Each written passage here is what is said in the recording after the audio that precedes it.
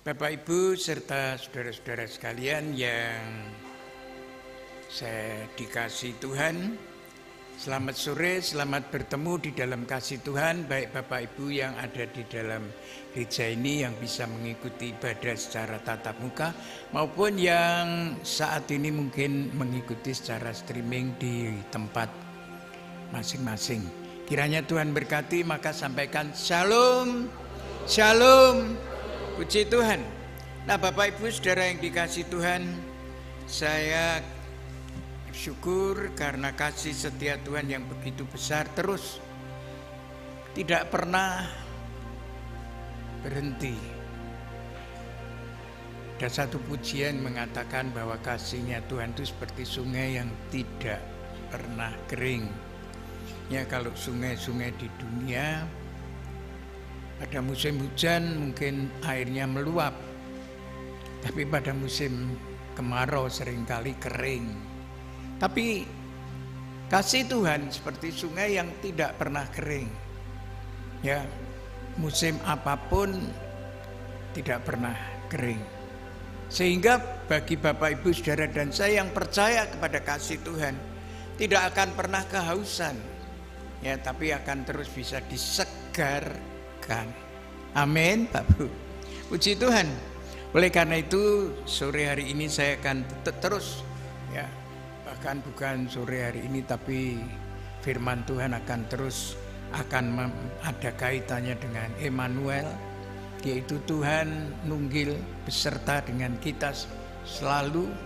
Tapi juga Ebenezer, bahwa Tuhan itu menyertai kita, bukan hanya sekedar menyertai, tetapi untuk dengan siap menolong apapun yang akan kita hadapi, ya, sampai hari ini bahkan sampai seterusnya. Oleh karena itu Bapak Ibu saudara yang dikasihi Tuhan, kita sangat bersyukur kepada Tuhan.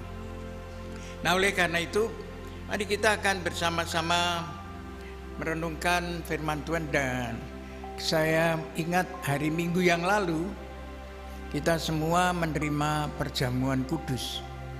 Perjamuan kudus itu berarti kita menerima tubuh dan darah Tuhan yang dipecah-pecahkan atau dihancurkan untuk menebus dosa kita.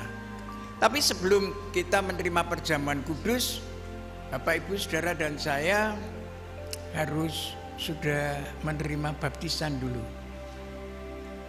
Perjamuan kudus adalah sakramen. Baptisan juga sakramen. Nah, yang pertama tentu sakramen yang kita terima adalah baptisan dulu. Baptisan itu adalah kita begitu menerima Tuhan Yesus, percaya kepada Tuhan Yesus, kita kemudian menjadi orang yang percaya. Maka kalau kita percaya, kita dibaptiskan. Dibaptiskan berarti kita ini mati bersama dengan Kristus, tapi juga kemudian bangkit bersama dengan Kristus. Mati dari apa? Bersama dengan Kristus, mati dari dosa. Dosa kita sudah diampuni oleh Tuhan melalui kematian Tuhan. Nah, kita ikut mati dari dosa itu. Kita pisah dari dosa, pegat dari dosa. Lalu tidak terus mati, tetapi Kristus itu mati dan kemudian bangkit. Nah, kita juga ikut bangkit bersama dengan Kristus. Nah, berarti hidup kita sekarang bersama dengan Kristus. Hidup bersama dengan Kristus, maka orang yang dibaptiskan dikatakan mati bersama dengan Kristus, tapi hidup dalam Kristus, hidup yang baru bersama dengan Kristus. Nah, kalau kita hidup kan kita perlu makan. Kalau hidup secara jasmani perlu, ya, kalau orang barat roti, kalau di sini nasi. Ya. Nah, tapi kita secara rohani kita makannya tidak roti secara rohani, enggak lagi. Tapi kita makan secara rohani, yaitu makan. Tuhan berkata bahwa manusia hidup tidak atau bukan hanya dengan roti, tapi dengan firman yang keluar dari mulutnya Allah. Yaitu apa? Firman, yaitu Tuhan Yesus. Nah, itu perjamuan kudus, firman yang jadi manusia, tapi kemudian berkorban untuk kita. Jadi kita ini saben hari perlu makan. Secara jasmani ya, secara rohani ya, yaitu tubuh dan darah Kristus, yaitu firman Tuhan. Itu yang keluar dari Allah. Ya, keluar dari Allah. Maka Kristus itu bukan dari dunia. Dia bukan dari dunia ini, tetapi dia dari surga. Darahnya pun darah surga. Maka dikatakan kita dibeli bukan dengan barang yang fana, tapi dibeli dengan darah anak domba Allah. Puji Tuhan. Nah, oleh karena itu Bapak Ibu Saudara, minggu kemarin sore, bagi Bapak Ibu yang datang sore, Bapak Ibu Saudara mendengar firman Tuhan supaya kita ini setelah hidup ya menerima Kristus, dibaptis, lalu menerima perjamuan kudus, hidup kita ini supaya jangan seperti dunia, tapi kita menjadi seperti Kristus, yaitu anak-anak yang taat kepada Allah. Tidak seperti dunia yang melawan kebenaran, tapi menjadi penurut-penurut Allah, taat kepada Allah. Ini tujuannya. Sebab dengan kita menurut Allah, kita hidup di dunia ini seperti Kristus. Apa? Hidupnya dipenuhi dengan kedamaian, hidupnya dipenuhi dengan ketenangan, hidupnya dipenuhi dengan kasih. Ya, itu hidup Kristus. Nah, Tuhan ingin supaya kita ini seperti itu, sekalipun kita masih ada di dalam dunia ini. Ya. Saya ingin ceritakan satu cerita bagaimana supaya kita ini mau menjadi seperti itu. Ada satu cerita ya sederhana tapi bagus. Di stasiun, waktu dulu itu di stasiun masih orang jual asongan masih bisa. Nah, ini ada orang di stasiun yang cukup rame. Ada seorang buta. Ini jual buah-buahan, tapi dia karena tidak bisa jalan kemana-mana, dia berhenti di salah satu pinggiran, tapi sambil menjajakan buah-buahan. Nah, begitu dia sedang menjajakan buah-buahan, karena stasiun itu ramai penumpangnya, tiba-tiba ada penumpang yang rupa-rupanya tergesa-gesa untuk naik kereta, karena keretanya akan segera berangkat, nabrak kepada orang buta yang jual buah-buahan ini, sehingga buah-buahnya morat-marit. Nah, tapi orang buta ini mau ngambil sendiri tidak bisa karena dia buta. Dan orang ini tidak lalu berhenti lalu ngambilkan buah-buahnya, tidak, langsung dia naik ke kereta, bablas keretanya berangkat. Nah, secara manusia kan ini tidak benar ya. Tapi tiba-tiba kemudian ada seorang bapak, dia datang ke tempat buah-buahan yang morat-marit jatuh tadi. Dia kumpulkan, dia bantu si orang penjual yang buta ini. Dia kumpulkan buah-buahan itu. Waktu dia kumpulkan buah-buahan itu setelah ditaruhkan di tempatnya, ya memang karena jatuh ya buah-buahnya ada yang rusak. Kemudian setelah semua sudah dikumpulkan, lalu si bapak ini berkata kepada penjual yang buta ini sudah semua terkumpul, nih kamu jual lagi. Nah, ini karena ada yang rusak. Si bapak ini lalu mengambil uang, dia berkatakan ini nanti untuk pengganti yang rusak ini. Dia tidak nabrak, tapi yang nabrak orang lain, tapi dia melakukan seperti itu.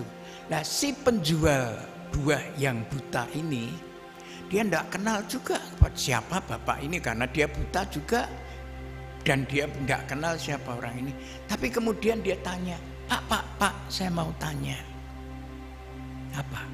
apakah bapak itu Tuhan Yesus? Tuhan Yesus bukan? Tuhan Yesus bukan? Bukan, tapi dia hidupnya penurut Allah seperti Tuhan, seperti itu. Dia tidak nabrak, Tapi dia bantu, bukan saja bantu, tapi bahkan boleh dikatakan ganti rugi gitu. Nah ini orang yang buta ini tidak tahu itu dia siapa, tapi dia tanya, apakah Bapak ini Tuhan Yesus?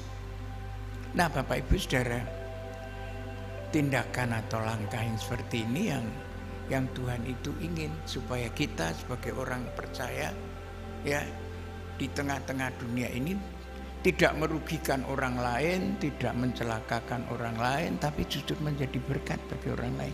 Sehingga orang lain yang tidak kenal kita, dia tanya, loh apa kamu ini Kristus? Apakah kamu ini Tuhan Yesus?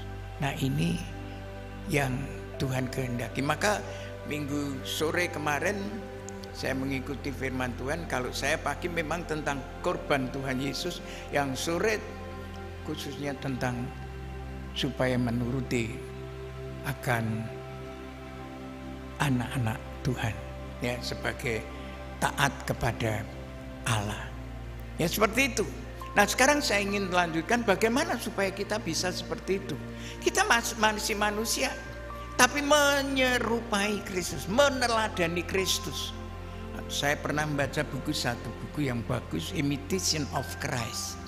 Imitasi dari Kristus. Kita ini harus menjadi imitasi dari Kristus. Kita bukan Kristus, tapi kita bisa menggambarkan Kristus melalui kehidupan kita. Bagaimana supaya kita bisa? Nah, ada beberapa hal yang saya ingin sampaikan melalui firman Tuhan ini, yaitu yang pertama, mari kita membaca di dalam Kisah Rasul pasal 1 ayat yang ke-8. Kisah Rasul pasal 1 ayat 8, firman Tuhan berkata demikian. Ya. Bapak Ibu, saya bacakan firman Tuhan dan Bapak Ibu bisa membaca di LCD. Kisah Rasul 1 ayat 8. Tetapi kamu akan menerima kuasa kalau Roh Kudus turun ke atas kamu, dan kamu akan menjadi saksiku di Yerusalem dan di seluruh Yudea dan Samaria dan sampai ke ujung bumi. Ya. Bapak Ibu Saudara, sebelum Tuhan Yesus naik ke surga, Tuhan Yesus memesankan kepada murid-muridnya supaya murid-muridnya jangan meninggalkan Yerusalem dulu. Untuk apa? Untuk menanti janji Bapa. Apa janjinya Bapa? Yaitu janjinya murid-murid Tuhan itu akan dipenuhi oleh Roh Kudus. Mereka supaya menunggu. Lah bagaimana mereka menunggu? Mereka menunggu Roh Kudus, yaitu dengan mereka tinggal di Yerusalem, mereka berdoa di Yerusalem. Sebelum mereka itu dibaptis Roh Kudus, dipenuhi Roh Kudus, murid-muridnya Tuhan itu kalau diajak doa tidur. Nah sekarang Tuhan Yesus itu tahu, ini kalau cuma mereka dipesan untuk berdoa saja, berdoa berjaga supaya jangan jatuh dalam pencobaan, mereka nanti pasti akan tertidur. Nah oleh karena itu supaya mereka bisa, mereka harus terima kuasa Roh Kudus. Seperti Tuhan Yesus adalah waktu setelah dibaptis penuh Roh Kudus, dibaptis Roh Kudus, penuh Roh Kudus, dipimpin Roh Kudus, sehingga Tuhan Yesus bisa melakukan apa saja itu karena Roh Allah. Nah Tuhan Yesus berkata kamu perlu dibaptis Roh Kudus. Nah apa yang terjadi? Mereka kemudian berdoa, menantikan. Saya percaya berdoa sampai kapan mereka tidak tahu, harus 10 hari atau berapa hari mereka tidak tahu. Saya percaya mereka seringkali pasti akan merasakan, waduh kok belum datang ya Roh Kudus, kok belum dicurahkan. Pasti mereka menanti. Mungkin mereka juga capek, mereka lelah. Mereka mungkin keluar dulu dari kamar loteng, pergi ke bawah atau kemana untuk menghilangkan. Tapi mereka tetap berdoa, kembali berdoa, dan akhirnya pada hari ke-10, hari Pentakosta, mereka dipenuhi Roh Kudus. Dan apa yang terjadi? Setelah mereka dipenuhi Roh Kudus, mereka punya kuasa. Kuasa apa? Untuk bersaksi. Bersaksi pertama apa? Melalui doa. Mereka bisa tekun berdoa. Kalau tadinya kalau diajak doa tidur, sekarang tidak. Mereka bertekun. Tapi bukan hanya kuasa untuk berdoa saja, ternyata doa itu mempunyai kuasa di mana orang yang berdoa itu dengan dipenuhi Roh Kudus, orang itu dipimpin Roh Kudus, dan orang yang hidup dipimpin Roh Kudus hidupnya akan berubah. Yang tadinya tidak menjadi penurut Allah, menjadi penurut Allah seperti Tuhan Yesus. Contohnya, waktu Tuhan Yesus berjalan di satu tempat di dalam Injil Yohanes pasal 9 bersama-sama dengan murid-muridnya, lalu Tuhan Yesus dan murid-muridnya ketemu orang buta. Nah, waktu Tuhan Yesus melihat orang buta itu, juga murid-muridnya lihat, murid-muridnya tanya, Tuhan, siapa yang berdosa? Sing digulai salai, ya kan? Salai sapa itu kok sampai lahir buta? Ya sekarang kita pun kalau ada orang susah ngalami ini tuh salai sapa gitu, sing digulai salai. Itu murid-murid sebelum, tapi setelah mereka dibaptis Roh Kudus, mereka punya kuasa untuk apa? Untuk tidak mencari dosanya, tapi mencari bagaimana untuk menolong. Setelah mereka dibaptis Roh Kudus, Kisah Rasul pasal 2 dibaptis Roh Kudus, Kisah Rasul pasal 3, Petrus dan Yohanes jalan menuju ke Bait Allah untuk berdoa. Apa yang terjadi di tengah jalan di pintu elok? Ketemu orang yang lumpuh. Dia tidak seperti waktu Yohanes 9. Siapa yang berdosa kok lumpuh? Enggak. Tapi dia begitu lihat orang lumpuh, dia pandang orang lumpuh itu, dan kemudian dia menolong orang lumpuh itu sehingga orang lumpuh itu berjalan. Beda kan? Sebelum dan sesudah. Jadi orang yang ingin seperti hidup menjadi penurut Allah seperti Tuhan Yesus, menjadi imitasinya Tuhan Yesus, atau menjadi meneladani, meniru Tuhan Yesus, haruslah dia berdoa minta pimpinan atau dipenuhi Roh Kudus. Sebab tanpa Roh Kudus tidak mungkin.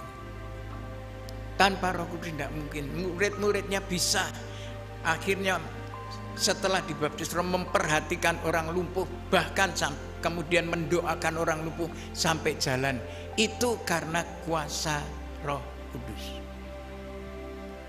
Oleh karena kuasa Roh Kudus.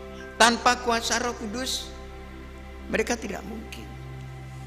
Mereka tidak akan mampu. Sebab doa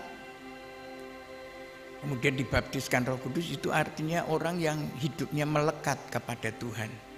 Orang yang hidupnya melekat kepada Tuhan, apa yang terjadi? Kuasa Tuhan tertransfer, mengalir, sehingga apa yang dia akan lakukan itu akan disertai aliran dari kuasa Allah, sehingga dia mampu. Seperti murid-murid Tuhan, orang lumpuh dilayani dengan doa, bukan dengan obat, bukan dengan macam-macam, enggak, cuma dengan doa dalam nama Tuhan. Aku tidak, Mas Vera aku tidak punya. Kalau terjemahan bahasa Jawa katakan duit aku ora duwe, tapi apa yang aku punya yaitu ing asmane Gusti Yesus jalan, maka orang itu ditarik, angkat jalan, sembuh, dan orang itu bisa melompat-lompat masuk Bait Allah bersama-sama dengan mereka. Puji Tuhan. Sehingga orang semua kaget, loh kok bisa ya? Nah iya, karena mereka mengikuti cara Tuhan Yesus, atau mereka meniru Tuhan Yesus. Kita bukan Yesus, kita bukan Tuhan Yesus, tapi kita ini anak-anaknya Tuhan. Kita harus meniru teladannya. Amin. Amin Pak Bu. Ya kita jangan jadi orang Kristen tapi teladannya tetap dunia. Ya dunia misalnya aja bohong, ya hoak, ya kita melu hoak. Ya, dunia nipu sana sini ya kita jangan. Ya, Tuhan Yesus berkata, hendaklah kamu ya di atas yang ya, tidak di atas. Walaupun mungkin di dunia kerja, di dunia pendidikan. Dunia pendidikan itu kan niru-niru dunia kan banyak. Ya toh, bukan skripsinya diambil di ya itu. Dunia kerja 1 kilo 10 on kayak imung sangang on, itu kan dunia kerja. Kebanyakan seperti itu. Orang banyak pedagang berkata, oh dagang jujur entek katanya. Lah itu orang dunia. Tapi kalau buat kita harus ya di atas yang ya, jujur, bener. Ya, sekolah pun gitu. Ya, kalau orang dunia ngepek terus apa tadi skripsi ngambil punyanya orang atau itu dianggap biasa. Tapi buat kita enggak, kita harus sendiri, harus belajar jujur. Nah, Bapak Ibu sudah bagaimana? Ya itu tadi kita harus melekat kepada Kristus, doa melekat kepada Tuhan, dan sehingga kita tertransfer. Allah mentransfer kepada kita kuasa, kemampuan. Kuasa itu kemampuan. Ya, sehingga kita yang tadinya tidak mampu menjadi mampu. Doa menjadikan kita mampu. Oleh karena itu orang yang sudah dibaptis jangan tidak suka berdoa, belajar mulai berdoa, melatih doa. Melatih. Ya, kalau tadinya doa cuma mau makan, mau tidur, sekarang ditambah. Ada waktu doa pagi. Ya, doa malam. Ya, terus ditambah. Sehingga akhirnya hidup doa itu menjadi satu, boleh dikatakan kebiasaan. Kesukaan. Sebab apa? Hidup doa itu hidup yang boleh dikatakan bersekutu dengan Bapa yang di surga. Itu kenikmatan yang luar biasa. Ya, kenikmatan yang luar biasa. Saya menikmati setelah saya percaya Tuhan, dibaptis sampai sekarang. Saya mau selalu hidup mengutamakan doa, dan ternyata dengan doa semua perkara bisa teratasi. Mungkin Bapak Ibu berpikir, nek pendeta itu ranti perkara, perkaranya, masalahnya jauh lebih banyak. Bukan cuma mikirkan dirinya sendiri, keluarganya sendiri, tapi mikirkan jemaat, bahkan seringkali mikirkan orang lain. Ya, yang ndak kenal, ndak tahu, tapi mikirkan, ikut. Saya hari-hari akhir ini bukan saja karena masa pandemi, dengar di mana-mana hamba Tuhan boleh dikatakan banyak yang menjerit. Karena apa? Karena di gerejanya tidak bisa kebaktian waktu sebelum new normal. Bagaimana mereka kalau tidak bisa kebaktian? Kan mengalami kesulitan untuk hidup. Nah, Bapak Ibu Saudara, dengar seperti itu, apa kata, ya podo wae aku ya hamba Tuhan, podo kowe ngalami ngono ya sak karepmu. Itu kan udah. Kita mikirkan gimana? Ya, kita doa, dan ternyata Tuhan menolong. Kita bisa, boleh dikatakan, dipakai Tuhan, puji Tuhan. Mengirimkan beras kemana-mana, mengirimkan air, ya bertangki-tangki. Kok bisa? Lah ya itulah dari Tuhan. Pujian katakan dia, bagaimana? Dia sang. Karena kita berdoa, dia sanggup menolong kita. Puji Tuhan. Ya, puji Tuhan. Nah, Bapak Ibu Saudara yang dikasihi Tuhan, mari kita baca Injil Markus pasal 3. Injil Markus pasal 3 ayat 35. Ini ayat ini kok jadi berkat sekali buat saya. Markus pasal 3 ayat 35. Katakan firman Tuhan,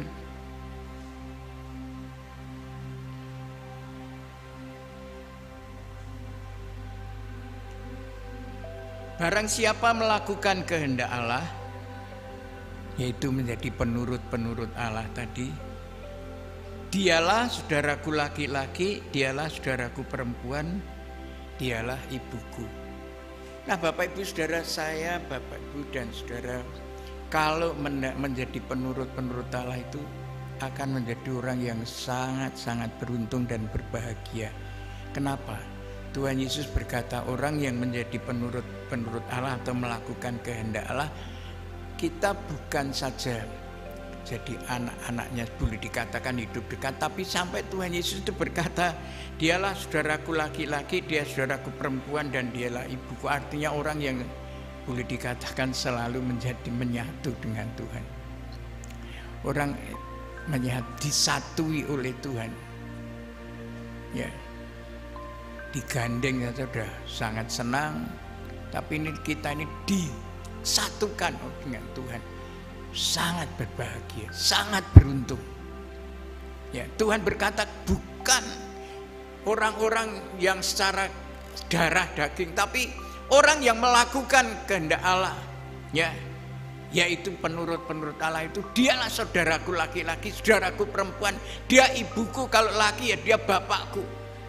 Waduh, Tuhan itu sampai begitu maunya akrab dengan kita kalau kita ini menjadi penurut-penurut Dia, meniru Dia. Ya,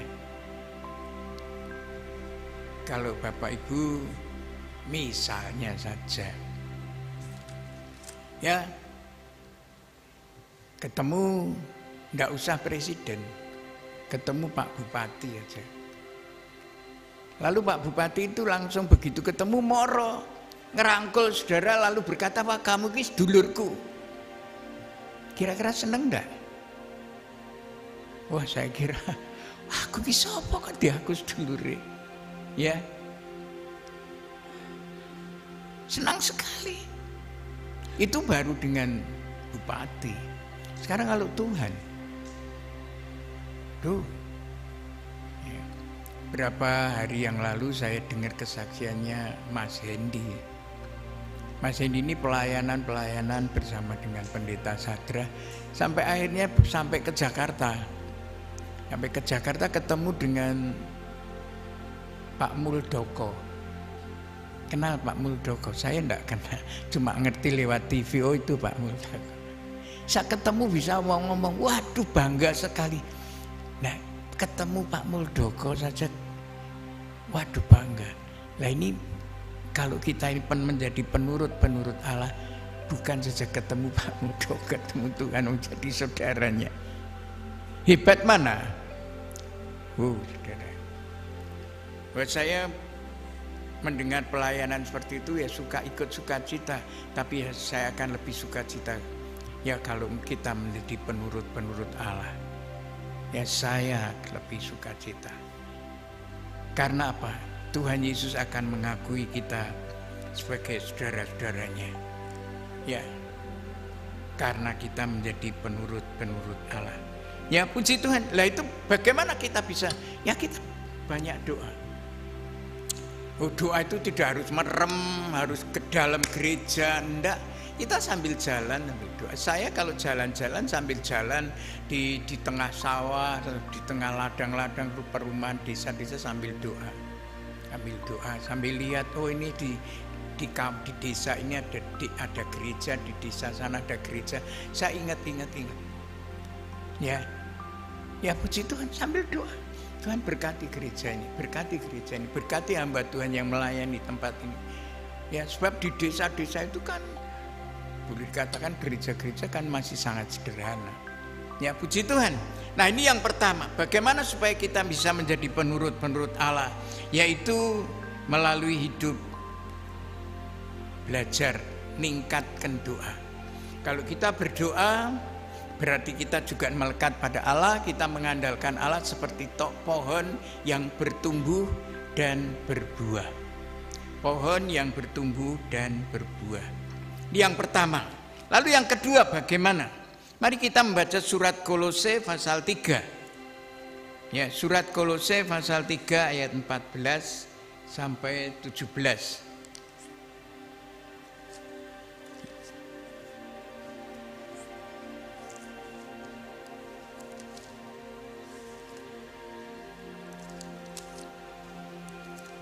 Surat Kolose pasal 3 ayat 14 sampai 17. Bagaimana supaya kita ini bisa meniru Kristus atau menjadi penurut-penurut Allah. Kolose pasal 3 14 sampai 17. Demikian firman Tuhan. Ya, saya bacakan. Dan di atas semuanya itu kenakanlah kasih sebagai pengikat yang mempersatukan dan menyempurnakan. Hendaklah damai sejahtera Kristus memerintah dalam hatimu, karena untuk itulah kamu telah dipanggil menjadi satu tubuh. Dan bersyukurlah, hendaklah perkataan Kristus diam dengan segala kekayaannya di antara kamu, sehingga kamu dengan segala hikmat mengajar dan menegur seorang akan yang lain, dan sambil menyanyikan mazmur dan puji-pujian dan nyanyian rohani, kamu mengucap syukur kepada Allah di dalam hatimu. Dan segala sesuatu yang kamu lakukan dengan perkataan atau perbuatan, lakukanlah semuanya itu di dalam nama Tuhan Yesus, sambil mengucap syukur oleh Dia kepada Allah Bapa kita. Nah, Bapak Ibu Saudara yang dikasihi Tuhan, kita di dalam kehidupan kita ini harus punya patokan, standar. Standarnya apa? Standarnya yaitu Alkitab, firman Tuhan. Kalau orang membuat rumah harus punya blueprints, gambar. Ya, itu membuat rumah yang benar seperti gereja ini, sebelum dibangun sudah dibuat gambar, kemudian miniaturnya baru mulai dibangun. Nanti harus cocok dengan gambar itu, cocok dengan miniaturnya itu, atau boleh dikatakan dulu sudah disimpan. Itu ada gereja kecil gitu ya, tapi persis seperti ini. Itu sudah dibuat. Nah, Bapak Ibu Saudara, kita di dalam hidup ini harus punya patokan, yaitu firman Tuhan. Kenapa? Firman Tuhan ini jadi patokannya. Segala sesuatu dasarnya, standarnya, patokannya ini. Yang tidak sesuai dengan ini tidak benar. Firman Tuhan itu adalah kebenaran mutlak. Ya, maka di Alkitab katakan tidak boleh dikurangi, tidak boleh ditambahi. Ya, oh ditambahi ini itu ya enggak boleh, enggak bisa. Misalnya di Alkitab itu yang diangkat ke surga sebelum Tuhan Yesus itu cuma Henokh sama Elia. Ya, nah, kemudian nanti Tuhan Yesus. Tapi kalau kemudian setelah Tuhan Yesus enggak ada lagi yang diangkat ke surga, kecuali nanti dalam pengangkatan orang-orang kudus bersama dengan Tuhan Yesus. Tapi kalau kemudian ada orang nambahi, oh Pak Markus diangkat ke surga, itu tidak benar, tidak ada, ya tidak dibenarkan. Jadi patokannya adalah Alkitab, firman Tuhan. Nah, Bapak Ibu Saudara yang dikasihi Tuhan, kenapa patokannya firman Tuhan? Tuhan Yesus berkata bahwa barang siapa yang mengasihi aku, artinya menjadi penurut-penurut Allah, dia harus menuruti firman-firmanku. Yang mengasihi Tuhan, mengatakan percaya Tuhan, mengasihi Tuhan, harus, bukan mau ya boleh, enggak apa-apa, enggak, tapi harus, wajib menuruti firman Tuhan. Yang tidak menuruti firman Tuhan tidak benar. Ya. Oleh karena itu saya dapat contoh, walaupun sebetulnya banyak, tapi contoh tadi pagi atau tadi siang saya dapat firman Tuhan, Orang yang menuruti firman Tuhan itu akan sangat beruntung, tapi orang yang melawan firman Tuhan itu akan hancur. Yaitu perwira pada zaman Nabi Elisa, di mana waktu itu kota Samaria dikepung sehingga terjadi kelaparan, sehingga barang itu sangat mahal. Boleh dikatakan harga roti saja harganya mahal sekali, sampai orang banyak kelaparan karena tidak bisa membeli. Lalu apa yang terjadi? Nah, lalu yang terjadi, Nabi Elisa ini karena diutus Tuhan, karena banyak orang Israel yang mengalami seperti itu, Elisa diutus, besok akan terjadi sebaliknya. Barang-barang akan murah sekali, karena besok Tuhan akan menolong orang Israel. Ada ajudan dari raja, tidak mungkin, walaupun langit terbuka itu pun tidak mungkin, karena kita ini sudah terkepung, tidak mungkin bisa tertolong. Dari mana? Tidak akan ada pertolongan. Lalu Nabi Elisa berkata, itu tadi yang saya sampaikan itu firman Tuhan, tapi kalau kamu tidak percaya, besok kamu akan lihat tapi tidak ngalami. Kamu akan delok besok barang-barang murah banget, tapi kamu tidak ngalami. Bahkan, nah apa yang terjadi? Besoknya terjadi apa? Seperti apa yang dikatakan firman Tuhan lewat Nabi Elisa. Besok itu terjadi, Tuhan menolong, seperti ada tentara besar mengepung musuh yang sedang mengepung orang Israel, sehingga musuh itu lari morat-marit, barang-barangnya semua ditinggal. Dia lari pun banyak yang mati, karena mungkin satu dengan yang lain saling bentrok sendiri. Nah, akhirnya 4 orang kusta yang pergi ke kemahnya musuh ini akhirnya menemukan itu dan memberitahu ke kerajaan atau ke kota, dan orang kota akhirnya keluar dan mengambil barang-barang makanan, termasuk barang-barang makanan sampai turah-turah. Nah, ajudan ini nunggu di pintu gerbang.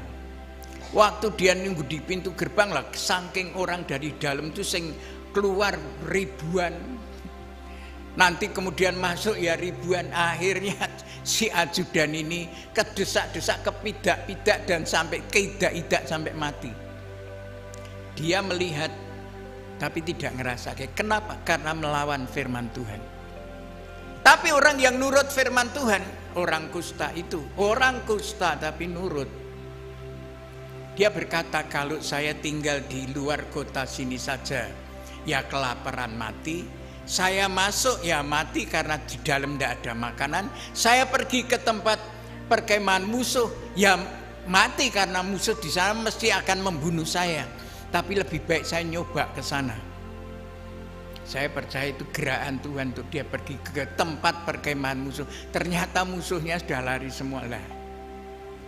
Kalau nurut firman Tuhan, ketoke, orang bilang ketoke, tidak ada harapan. Kalau tadi pagi Pak Nafri kata mentok, tapi nek nurut firman Tuhan tidak ada ya yang mentok. Tuhan bisa menolong yang tidak mungkin jadi mungkin. Nah ini, jadi Bapak Ibu, bagaimana kita bisa menjadi penurut-penurut Allah, meneladani Kristus? Satu-satunya berpegang pada firman Tuhan, walaupun secara mungkin, secara logika kita kata tidak mungkin, tapi bagi Tuhan itu selalu mungkin. Amin Bapak Ibu. Bagi Tuhan tidak ada yang tidak mungkin. Tadi pujian katakan segala perkara Tuhan sanggup. Tapi nyanyian lama dulu katakan, ku tahu Tuhan pasti buka jalan. Pasti. Tapi caranya nurut Tuhan. Memang nurut Tuhan seringkali di luar kemampuan. Di luar kemampuan. Ya, saya tadi dapat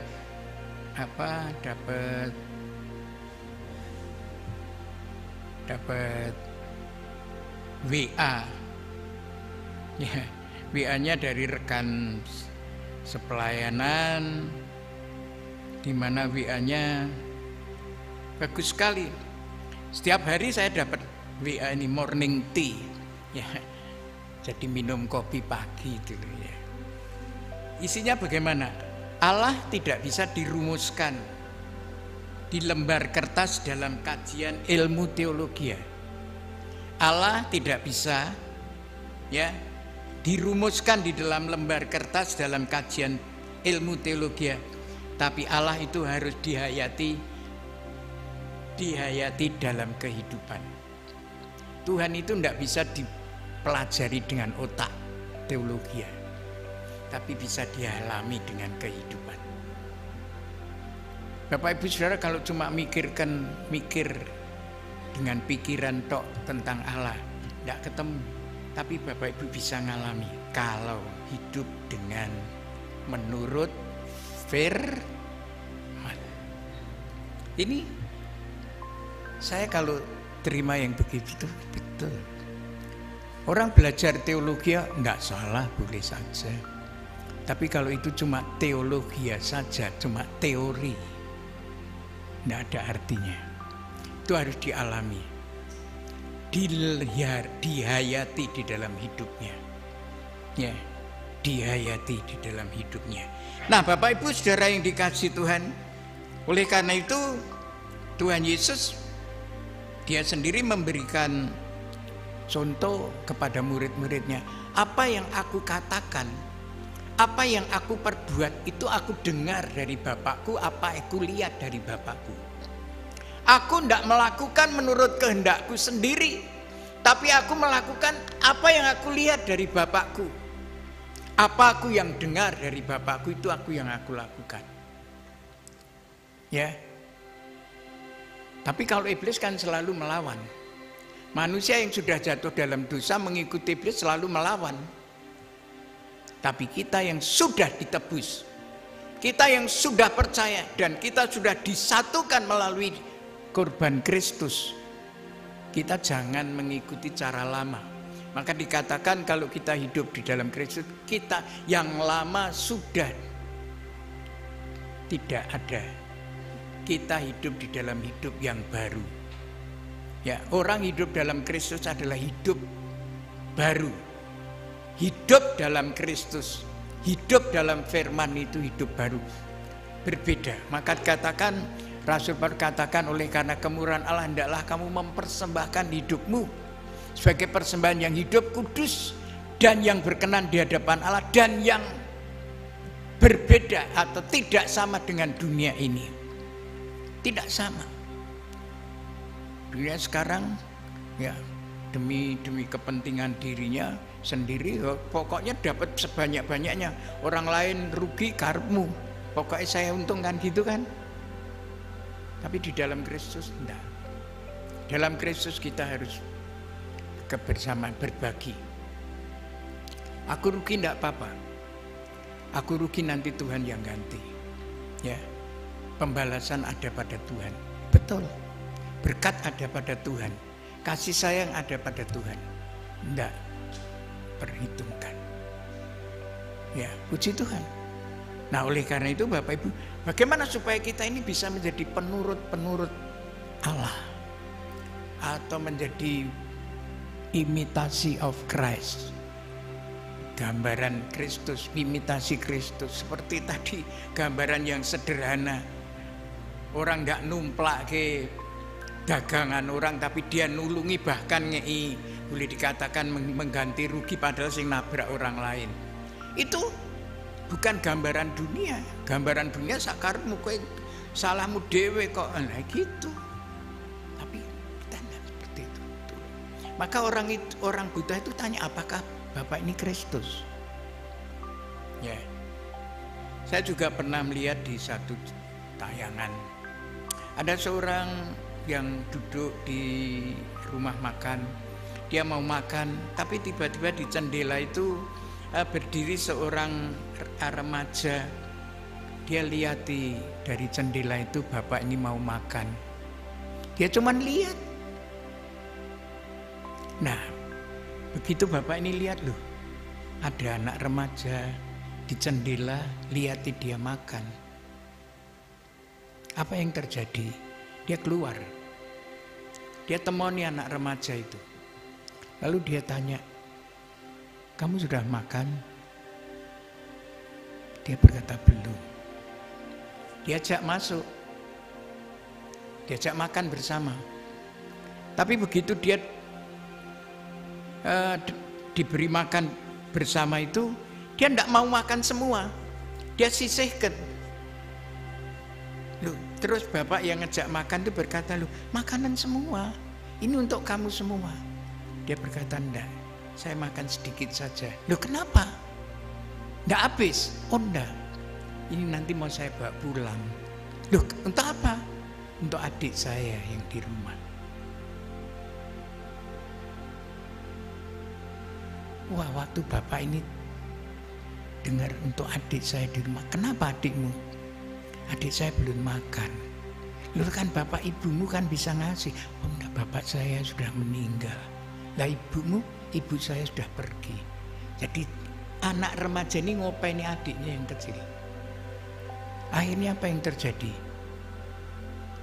Akhirnya makanan ini suruh makan sampai habis. Dia pesenkan sebungkus dan kemudian diberi lagi untuk beberapa waktu. Darah yang dikasih Tuhan itu bukan cara dunia. Kalau cara dunia, salahmu, salah bapakmu, mbokmu. Tapi orang di dalam penurut Allah, dia memperhatikan seperti itu. Waktu saya melihat itu, saya berkata, inilah penurut Allah, imitasi of Christ, imitasinya Tuhan. Dan itu kita bisa belajar hanya dari Tuhan, dari firman Tuhan. Kalau dari dunia sudah jelas tidak mungkin. Tidak mungkin. Orang makin kaya makin kepingin makin lebih banyak, betul enggak? Tapi di dalam Kristus enggak. Nah, ini yang kedua. Lalu yang ketiga, ya, ini yang pertama, kedua, kita perlu belajar. Kita enggak mungkin bisa langsung semua, enggak. Itu kita meningkat sama seperti anak sekolah kan juga enggak mungkin langsung universitas mulai dari TK terus bertahap-tahap akhirnya bisa. Kita juga bertahap sebagai orang Kristen, kita bertumbuh seperti pohon bertumbuh dari kecil terus bertumbuh akhirnya nanti baru berbuah. Kalau tidak mungkin langsung hari ini ditanam besok berbuah, enggak mungkin. Jadi harus bertumbuh, ada tahapan-tahapannya atau proses-prosesnya, ya. Untuk menjadi penurut Allah pun juga demikian, bertumbuh dari yang sederhana terus meningkat. Ini yang kedua. Lalu yang ketiga, nah Bapak Ibu Saudara, kita baca di dalam Injil Matius pasal yang 25. Injil Matius pasal yang 25. Bagaimana supaya kita bisa menjadi penurut Kristus. Injil Matius pasal 25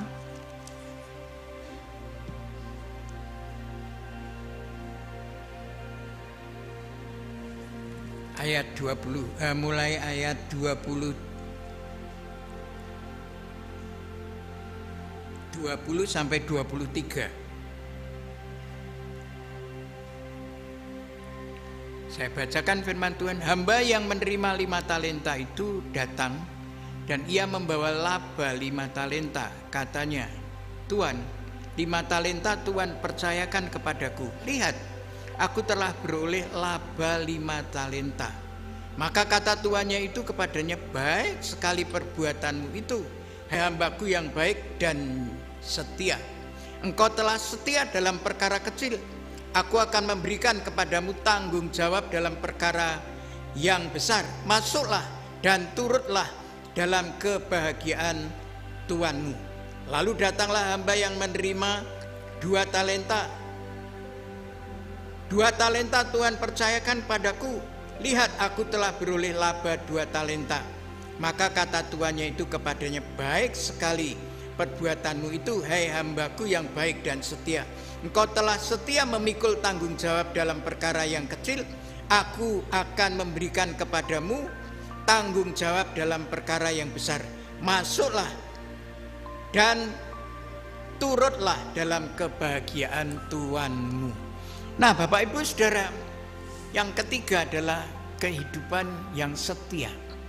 Tuhan itu sejak kita lahir, Tuhan itu sebetulnya sudah memberitahu tentang kesetiaan. Orang tua kesetiaan merawat. Oh, bagaimana orang tua itu begitu setia merawat kepada kita, ya, sampai kita menjadi besar, kita sampai berkeluarga. Itu orang tua. Kita lihat kesetiaan orang tua. Ini tentu orang tua yang percaya Tuhan atau orang tua yang benar, ya, tentunya dia bertanggung jawab kepada anaknya, setia, mulai dari perkara-perkara yang mulai dari kecil terus sampai perkara-perkara yang besar. Dan kemudian kita pun kemudian belajar setia mulai dari sekolah, ya, kemudian kita mulai setelah sekolah lulus kita bekerja juga berumah tangga juga setia. Itu terus dalam perkara-perkara ini kita setia. Nah, kita di dalam Tuhan itu juga ingin kita seperti Tuhan. Tuhan itu setia di dalam semua perkara. Nah, ini dicontohkan seorang hamba yang cuma diberi 5 talenta kemudian ditinggal. Dia kemudian tidak diam-diam bermalas-malasan, tapi dia kerjakan dengan setia, dengan tekun, dengan sungguh-sungguh, dengan penuh tanggung jawab, sehingga akhirnya apa yang dipercayakan itu menjadi tambah-tambah karena setia. Ya. Dan orang yang setia itu orang yang sangat dihargai Tuhan. Maka Tuhan berkata, mari masuk dalam kemuliaan Bapa. Mari masuk. Orang yang setia. Nah, kita harus setia di dalam semua perkara. Kalau kita setia, wah, untung. Nah, ini kalau kita baca selanjutnya, katakan kamu setia.